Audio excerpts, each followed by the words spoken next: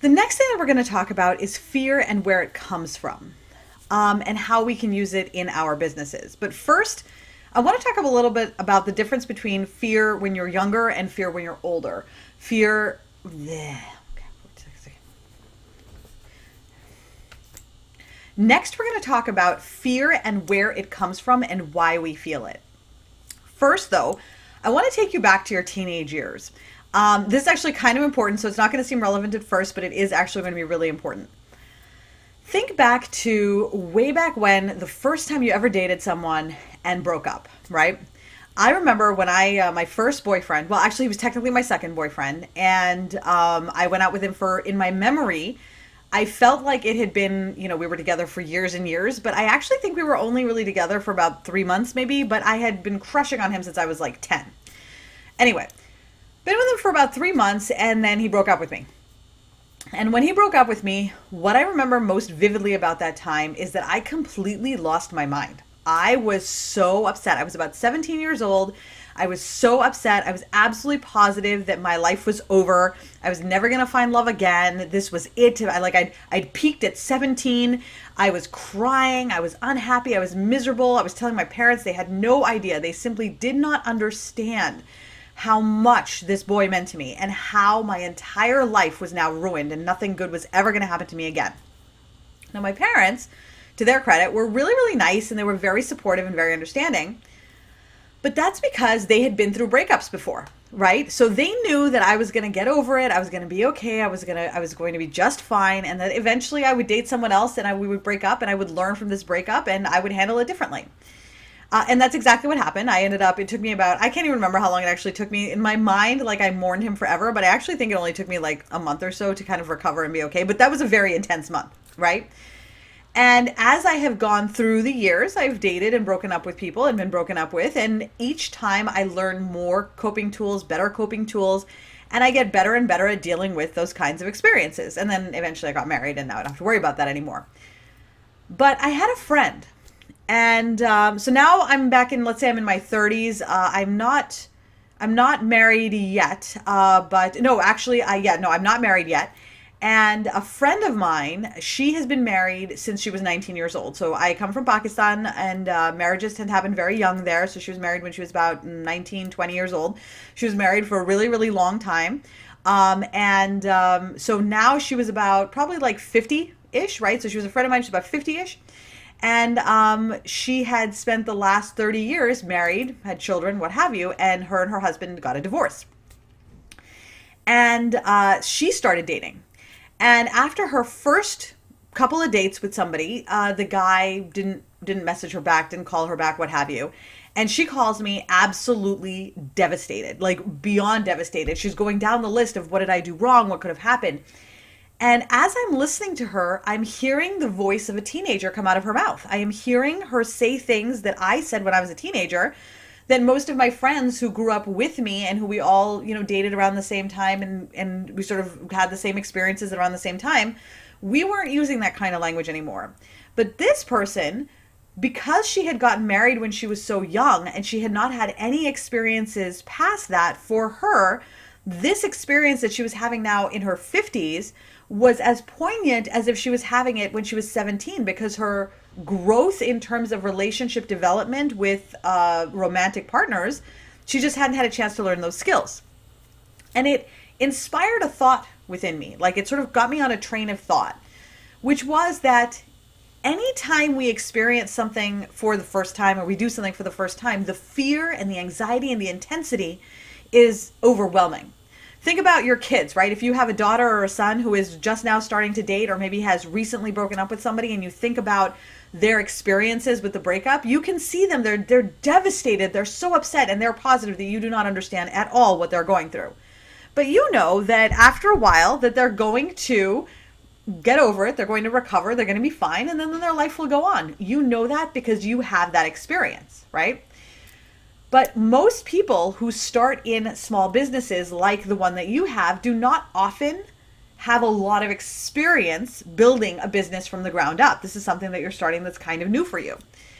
And so as a result, all of these experiences that you're having as part of business they are heightened in terms of the feeling and the fear and the anxieties because you haven't been through them over and over and over again.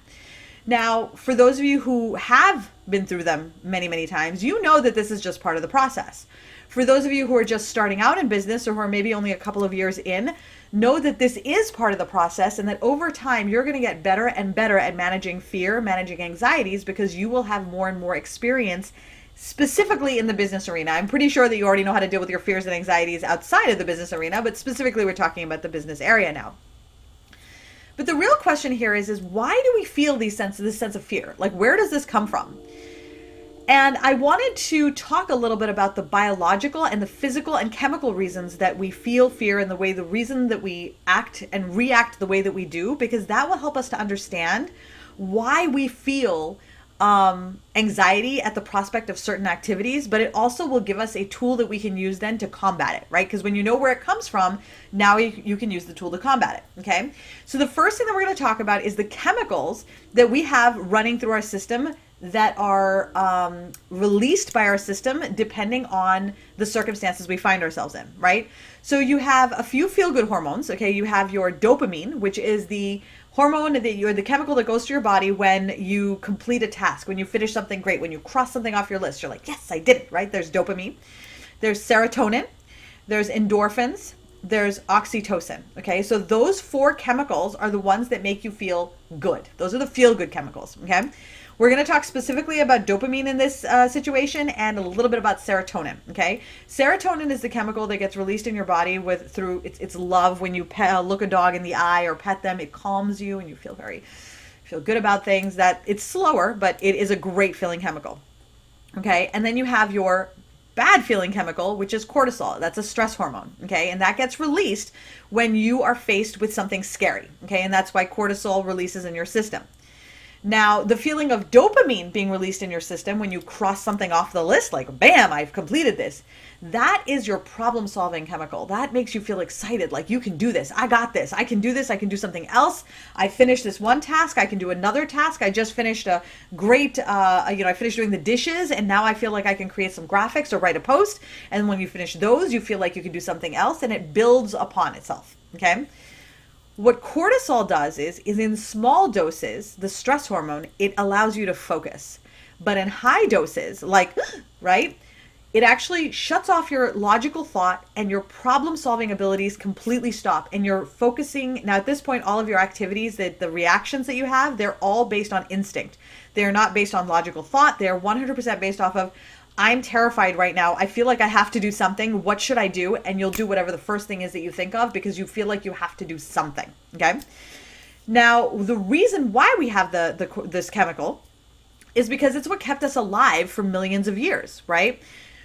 3 million years ago, right, up to about, say 10,000 years ago, right, when the Stone Age ended, we were living out there in the world. We didn't have buildings. We didn't have doors and bars and locks. We didn't have any of those things. We're living out there in the Serengeti, in the plains, and there's scary things out there. There's tigers and lions and bears. Oh my, right? And that fear chemical is what keeps you alive, because when something changes in your environment 3 million years ago, chances are it's going to kill you. So you've got to be aware of it, and you have to have that life-preserving instinct, right? So to survive. So you see something different around you in 3 million years ago, you're going to run in the opposite direction. The guy who doesn't run in the opposite direction gets eaten by a panther, gets eaten by a mammoth, gets eaten by some other gigantic thing that's walking around the earth at this time, right? It is your survival chemical. It's your survival instinct. The problem is this. Our bodies evolved to release cortisol to keep us alive over millennia, right? But we've only been building houses, building businesses, domesticating animals, living this kind of life for about, 10, 15,000 years? Our technology and our lifestyle has evolved faster than our chemistry has, which means that your body still releases cortisol when change comes, especially change in your business, when you feel like something is going wrong. And it doesn't recognize the difference between a panther that's about to eat you, right? And the fact that, oh my goodness, Facebook made an algorithmic change, right? So for you, it's immediate, what do I do, right? For us, not just for you, for all of us, every single one of us. our immediate reaction is panic. It's fear. It's paralysis. It's, oh my gosh, what do I do? I have to live. What can I do to live, right? Now, oftentimes, whatever it is, we can take a few minutes, we'll figure it out, no big deal. But in business, because many people do not have the experience necessary to navigate fear within business, we end up taking the first decision that comes to mind or listening to the first piece of advice that we're given. Usually you'll go to a friend or a colleague. Maybe you'll go to somebody who may not necessarily know a whole lot about business, but it's somebody that you trust in other areas of your life. You might go anywhere, but the first piece of advice that you get usually, or one of the first couple, you're going to seize on that and be like, that worked for that person, so I'm going to do this now. The problem is when we react that way based off of our cortisol, our logical thought is now not at the forefront. And so we're actually just operating on base instinct. And most of the time, the decisions that we will make for our businesses based off of instinct are going to be the wrong ones. Now, if you're talking about instinct in more of a measured kind of way, like I'm sitting here working, and my gut feeling is that I think that Instagram is going to overtake Facebook. Now, that's not my actual gut feeling, but let's just say that's my gut feeling. That's a big difference from, oh my gosh, I have no idea what I should do with my business right now. You know what? I'm just going to go live. You know what? I need to sell something. I'll go live every day.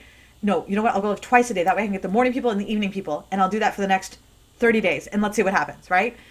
That's a panic-induced response. I can't even tell you how many panic-induced responses I've had in my business. So many. When you first start out in business, that's what you have. You have a lot of panic-induced responses. As you get more and more experience dealing with your panic-induced responses, one of two things will happen. You'll start to recognize that maybe the decisions that you're making while you're in a state of fear are not necessarily going to be the ones that are most helpful for your business, right? Or you won't realize that and you'll continue to do that until somebody, some training, me, a blog post from somewhere else, anything, something shows up in your life to tell you, listen, this is something that you should probably be aware of, that this happens, when you run a business for the first time. Now, the third option is one where you never figure it out, right? Where you never figure it out at all. And what ends up happening then is you go from these feelings like the roller coaster we were talking about. You go from these meteoric highs where you're feeling amazing to these catastrophic lows where your body is just flooded with cortisol and you can't function and you are just so scared and paralyzed. And what ends up happening after an excessive amount of that, right, is that you end up fatiguing yourself. Your brain is fatigued. You start to feel a little bit foggy. You have trouble making decisions regularly. You start to question your own decisions pretty much all the time. You're not sure if what you're doing is right. And you feel like the best way for you to run your business effectively at this point is to get advice from other people because you don't trust your own judgment. That is the unfortunate consequence of continuing to engage in this cortisol cycle.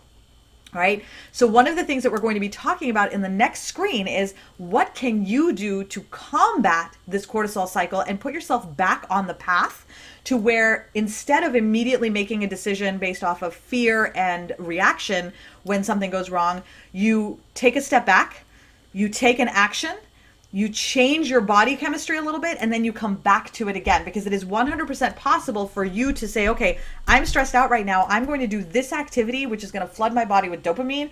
That's going to make me feel good. It's going to put me in a problem-solving frame of mind. And when I am in a problem-solving frame of mind, that's when I'm going to make the best decisions for my business to make sure that they are designed to grow it and not to just do something for the sake of doing something.